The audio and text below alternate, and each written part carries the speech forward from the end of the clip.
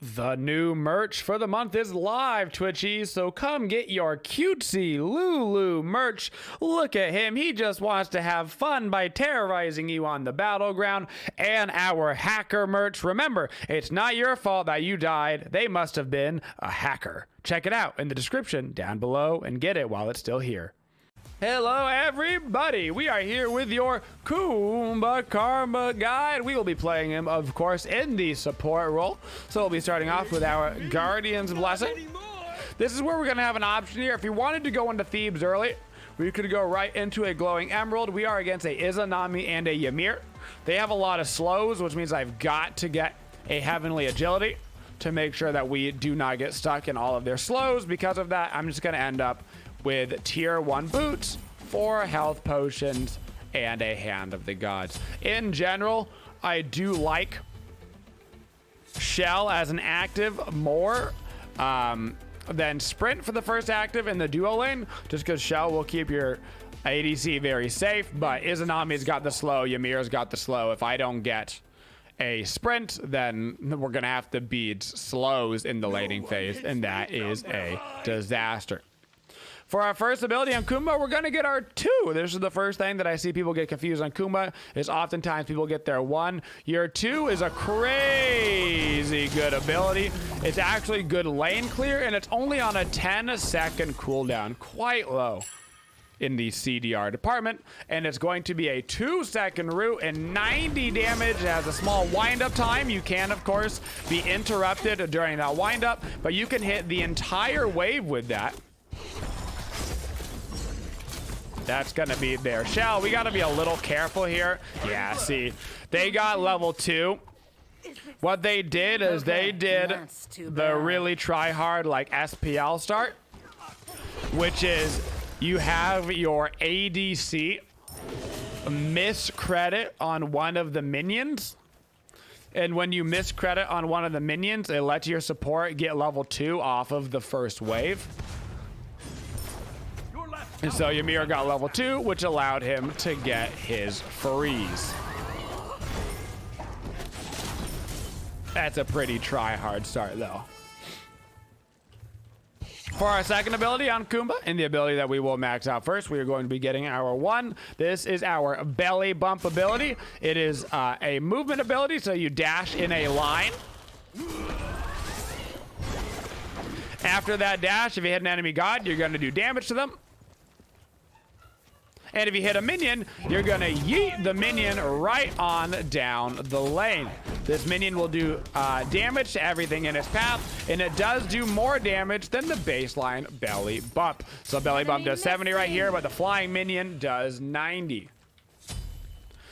We'll talk about this ability more later on. Our ability we're gonna get level 3 is just going to be our 3. This is our Mez.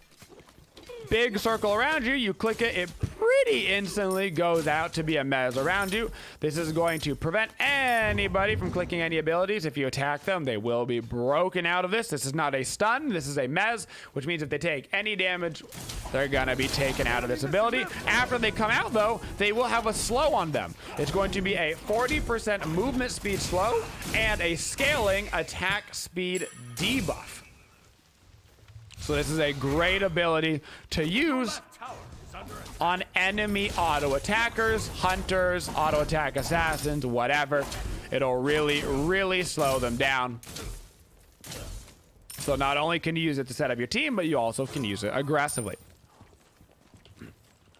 For Kumbhakarna, our passive is that we are a very, very sleepy boy.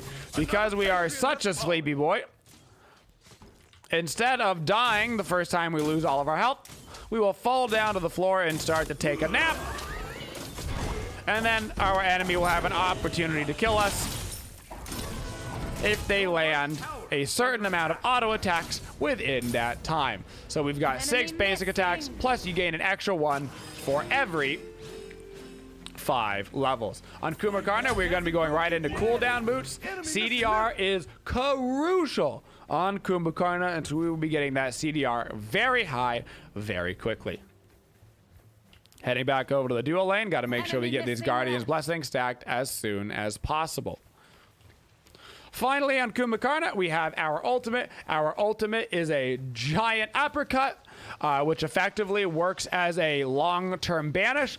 It's going to do damage initially. We're going to launch them up into the sky, kind of similar to like a Heimel. Then they're going to launch back down at that location, and they're going to take more damage when they land, and anybody in the direct radius around where that character lands is going to be knocked up. And so it does a lot of damage on that land. That knock-up time is 2.2 seconds. That's how long they'll be in the air. So most of the time you're using this as a setup for a big damage ult character like a Medusa or a Ra. Or you're using it to get an important character out of a team fight. Maybe you're trying to use it on the Izanami, so she's out of the fight for 2.2 seconds. Now that I've got my Guardian's Blessing stacked, I can actually start rotating around the map. So I'm going to start heading over towards this mid lane. Your ultimate is CC immune, so you can use it for the CC immunity, and it is a very small, short-range dash. Ra has recently gotten buffed, so he's actually slow immune when he pops his 2, which is pretty cool.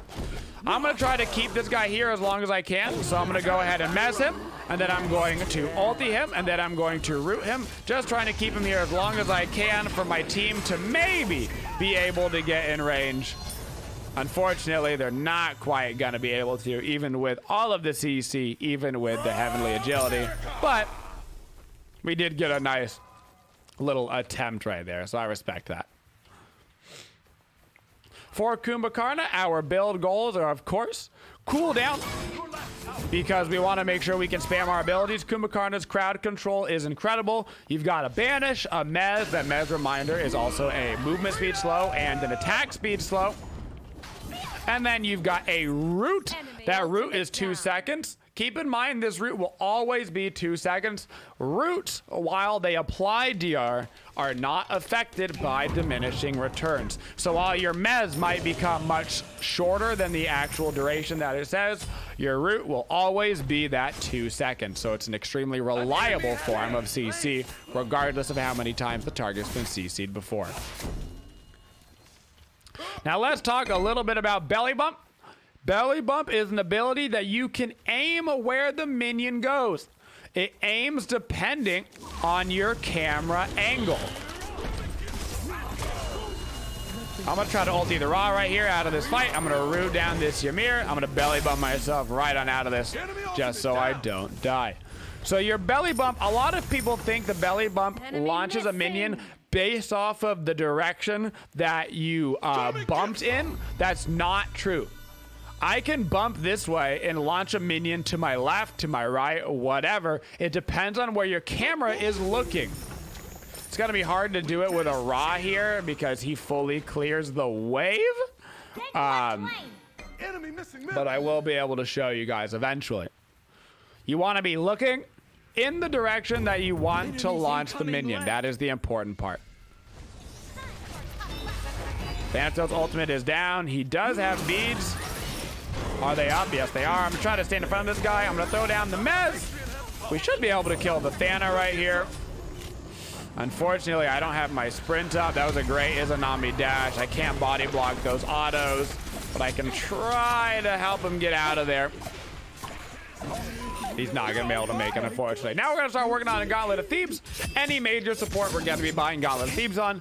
It is still and will remain one of the best support items in the game as long as it has its current stats, especially in this meta where you're not buying a ton of protections because of how much pen is in the game. The fact that it gives you so many protections and HP and HP 5 all at the same time just makes it such a good overall item no matter what the enemy is going to be building against you.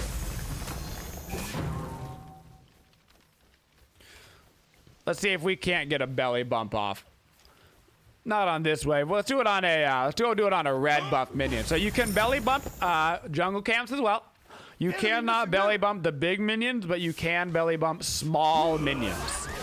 So whether it's a little small harpy or whatever, you can go belly bump them. Unfortunately, everywhere I go, this Ra is clearing out the minions, and so I'm never ever gonna be able to show you. I'm going to find a minion to belly bump. I will. Here we go. We're gonna launch this middle minion at the Ra. So right there, I launched straight forward, but during the actual dash animation, I changed where I was looking to add the Ra, and so the minion launched up and to the right instead of straight forward. All that matters is where you are looking on this ability when you actually hit the minion, not any of the build-up before that. It's the only part that matters. So I can literally yeet it straight to the side. Let's do this. What? I can launch that minion all the way over to that right-hand side. All that matters is where I'm looking at the very end of the animation when it actually makes contact with the minion. Back up, get a Gauntlet of Thebes, get ourselves a couple of wards, and head back out to the mid lane. Our standard combo on Kumba is going to be one of the following. Enemy ultimate down. You're probably going to need to belly bump up into the range of the rest of your abilities. So oftentimes you're going to use that as movement to get yourself right up by somebody. So you might belly bump yourself up. Then you're going to follow up with the root. That root is going to make them stand in place for 2 seconds. After the root, you can either follow up with your ultimate in order to set them up for your team, or you can follow up with the mez. So I'm going to mez this guy. I'm going to root him. I'm going to immediately ult him because I think Ra's going to be able to get in range. Unfortunately, he didn't actually have his ultimate up, and his beam might not have made it there in time. Gonna throw down my root here on the Ymir. Like I said, you can throw that out as much as you want because it doesn't have any DR on it. Just got a nice defensive ward here in the back left-hand side. See if we can't launch one of these small minions. No, we can't. They're just gonna be dead every time because Ra jungle clear is so good. One thing you want to make sure you're not accidentally clearing the waves when you're trying to build your Thebes stacks. Cool. You're on fire. Want to make sure that somebody else gets those last hits so we can actually get the tankiness from these items. Your left tower is come and get some. Your left tower. The other items we're going to be looking for this game immediately is going to be, I need a little anti-heal, so we're going to have to keep that in mind. That's going to be a little bit of a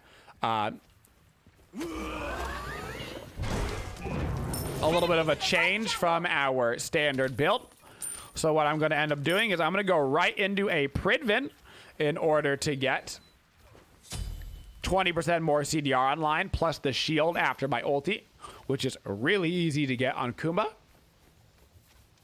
And then after that, I'm going to go right into a Contagion this game. They've got 3 physicals, 2 magicals. One of those magicals is the support. So I'm going to get a Contagion for a little extra HP and physical defenses. That will make sure we're having that aura anti-heal online because they do have a Ra and a Thanatos. Izanami will surely build some form of lifesteal. Mulan's got it built into her kit. They've got a lot of sustain, so I need to make sure that I get some form of anti-heal in this match.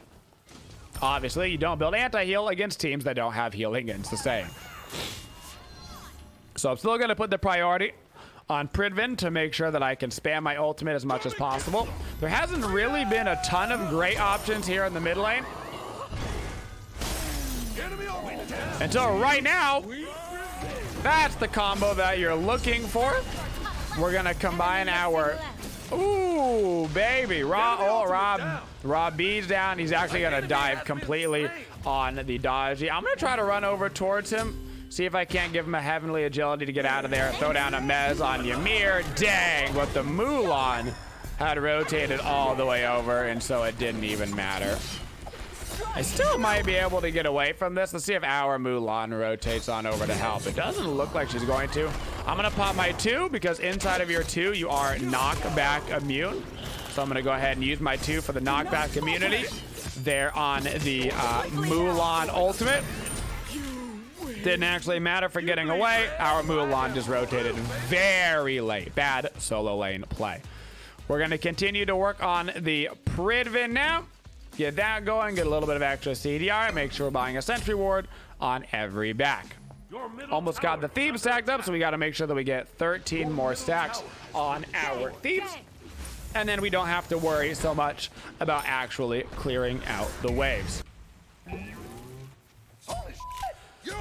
You have 2 main goals on Kumbhakarna. Your step 1 goal is you are generally in charge of initiating the fight. Enemy ultimate incoming. Because you've got so much CC, you're almost always going to be the guy in charge of having to frontline and make sure that the fight actually gets started. After you get the fight started, you're going to be running back to your back line in order to peel. So you're going to run up to the beginning of the fight. You might go for a 2-3 man mez, follow up with the ulti, hopefully on a squishy, so that way your, you know, Raw in this case can get themselves a nice big ulti off. That's a very fast Thanatos right there. Still going to keep my eyes out for the Thana. I don't really want to commit everything onto a Mulan. But, I mean, if I just root him, he can't go nowhere right now. I think Ra's waiting for the ultimate, actually, so I'm going to come look at Thana. I'm going to ulti him into the air to give my Ra an ulti target. But Ymir was there in the back line. I'm going to be able to root too. Now we're going to be in a lot of trouble. Unfortunately, we never did get that good ulti connect. But we do have a nice Medusa rotate. I'm going to throw down my root. Your root will go through walls. So keep that in mind. On Kumba, you can go ahead and throw down your root through a nice safe location like this. That's not through a wall. But your 2 does go through walls. Your dash does not go through walls. Neither your 1 nor your 4 will.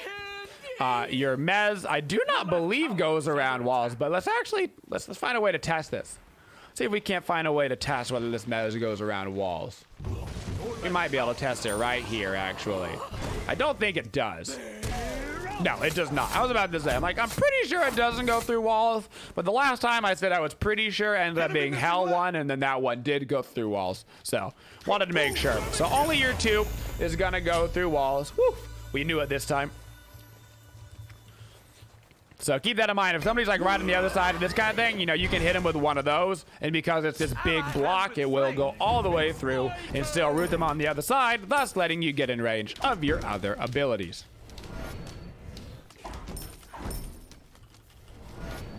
Back it up, back it up, back it up, up, back it up, back it up, back it up, up. All right, now that we've got our Pridvin online, we are going to grab a Blink, going to rank up that Heavenly Agility, get ourselves a Sentry Ward, and now we can start to work on that Contagion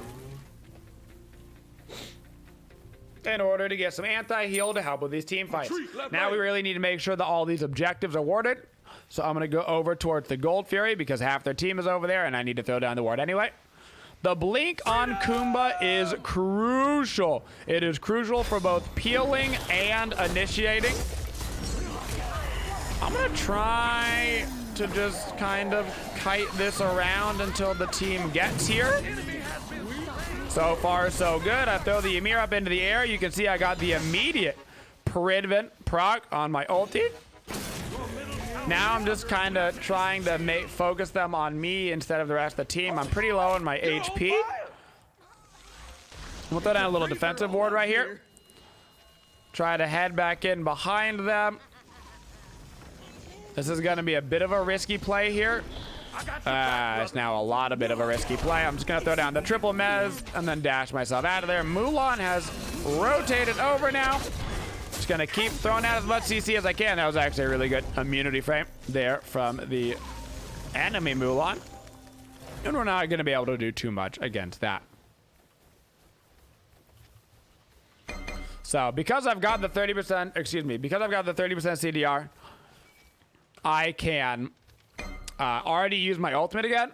They're literally just sitting there trying to camp me. I'm going to wait this Ymir to come towards me so I can throw down the ulti on him. I'm going to get that Pridvin proc. Ra wants to ulti me real bad. So does that Thanatos. All sorts of people want to go for me. I kept them off the Gold Fury as long as I could by baiting them to stay there. I don't think it's going to matter, though, because they're going to walk right back towards that Gold Fury. So in these fights, I'm running into their backline.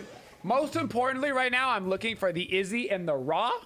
If I can find the Izzy and the Ra, that's fantastic. I can put some mezzing on them. I can root them out of position so they can't get into the fight. Or, best yet, throw down that ulti so then our Ra, our Medusa have a nice, easy setup onto them. Now that the Gold Fury is down, I'm heading over to the Fire Giant to make sure this is warded, because I'm sure they're going to come over to do the Pyromancer as well. Throwing down a nice little mez onto Ymir. I'm going to walk right on past him, get rid of this ward, keep on looking towards the back line. I'm going to throw down my root onto Mulan just to kind of get her off me for a second. Our team is here. They're just not super confident in this fight right now. Looking for the root on Mulan again. She's going to try to ulti, I'm sure. See if we can't get a nice mez off on Ymir. Right now, they've got a lot of people over this wall. Our Mulan's going in. Now it's time for me to go in. I'm looking for a blink ultimate on anybody squishy. I'm trying to find the Izzy. I am going to find him in the back line. We're going to hit him with the blink ulti, hit him with the root. Now I've got like 2-3 people back here on me, which is nice. Head back towards my team, distracting these guys as long as I can. Gonna throw down the mez on Athena. Rooting another boy with the Ymir, but unfortunately, the enemy team is quite far ahead. So even though I'm zoning out several members of the enemy team, it doesn't really matter how well you're playing support if the rest of your team is behind. Support is still the least important role out of the 5 in Smite. So we're going to keep working on that contagion, try to get us some anti-heal in these fights. Our Mulan might have anti-heal. She does not. Do we have any anti-heal on the board? We do. We've got a Divine Ruin. It's better than nothing. I wish our Daji had a Brawlers, and I wish our Mulan also had a little bit of anti-heal going, but you got to take what you can get. So we're going to be moving into the defense stage of the game. We're not going to be defending on our tier 2 towers. You never defend tier 2 towers after the 20-minute marker if the enemy has the old fire giant. So we're going to be sitting back near our phoenixes. Make sure we can get as much of our farm before they head this way. Don't want to give up any more XP and gold than you have to. Defending on tier 2s is an absolute death wish after the 20-minute marker in Season 7. So make sure you're playing it back by your phoenixes. You can still look for pickoffs if you think you can find somebody in a bad spot. Then you can look for pickoffs. Another patriot has fallen. But other than specifically trying to find somebody and get their fire giant down, you're playing it all the way back and defending on it. For our fire giant defenses, we can stand pretty far forward. You can see that the mez is almost the entirety of the lane. So if we stay right by the entrance of our phoenixes, we can get a very large mez off and force some actives. Having to beads a mez is a feels bad feeling when you're fighting a Kumbhakarna. But if you don't bead the mez, this thing can last as high as 3 seconds. Which brings up a point that we forgot to mention. The official level order for Kumbha at the end is you max your 4, your 1, then your 3, and then finally your 2. So I'm just going to go ahead. I'm still trying to just zone them out from the Phoenix. They've got some guys back there, but as long as I can keep out their major damage dealers... Unfortunately, we seem to mostly be losing a 4v2 right now back there. Losing to the Thana Ymir is a bit of a bummer. But that is exactly what you're trying to do on the Kuma. We kept the Ra out of the fight. We kept the Izanami out of the fight and the Mulan, which meant that because we had 3 people on us sitting inside of a mez that didn't want to beat the mez, we actually had 60% of their team completely outside of the fight, which is awesome.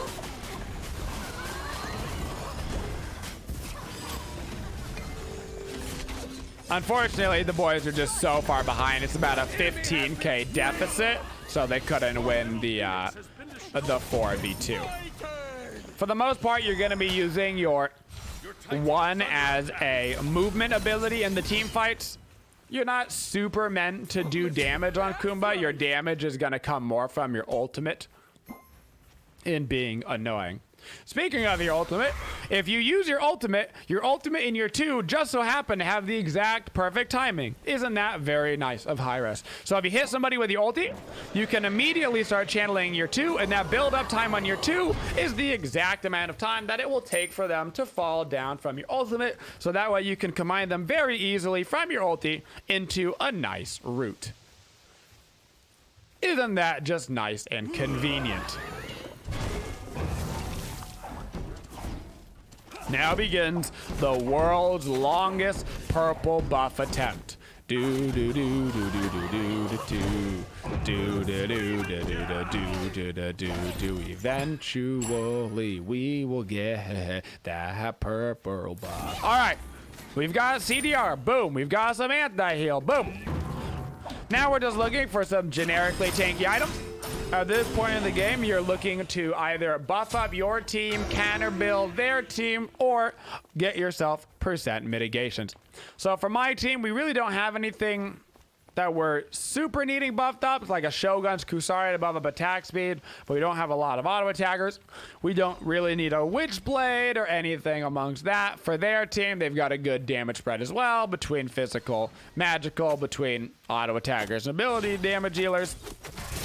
So we're going to get a Spirit Robe so we can frontline here a little bit more, as well as giving us that last 10% CDR.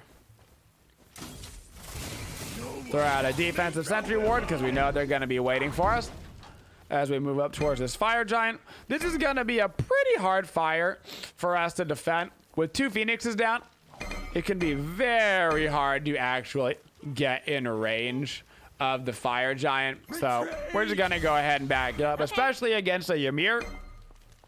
He's so good at walling off enemies in the jungle. For Kumbhakarna's matchups, for good and bad matchups, you like going against absolutely anything based around melee and attack speed. A great example of this is Suki. Kumbhakarna absolutely decimates Suki. You stop him from auto attacking, you can CC him for days, you can keep him out of melee range. He absolutely wrecks him. So anybody that's an auto attacker jungler, this is a Nami, anything like that, he is great against. So that's when you're looking to pick that Kumbhakarna is against gods like that. Kumbhakarna doesn't like going against gods that can cleanse his CC. Khepri tends to be pretty annoying for Kumba. Geb does, anything like that. People that can add to take away your crowd control. Hell is super annoying for Kumbhakarna. You really just want to be able to go into fights, land a big mez like this, and then force the Thanatos to beads like right away. That's like so nice. That way he has to beads a literal mez, which leaves him open to the rest of his team.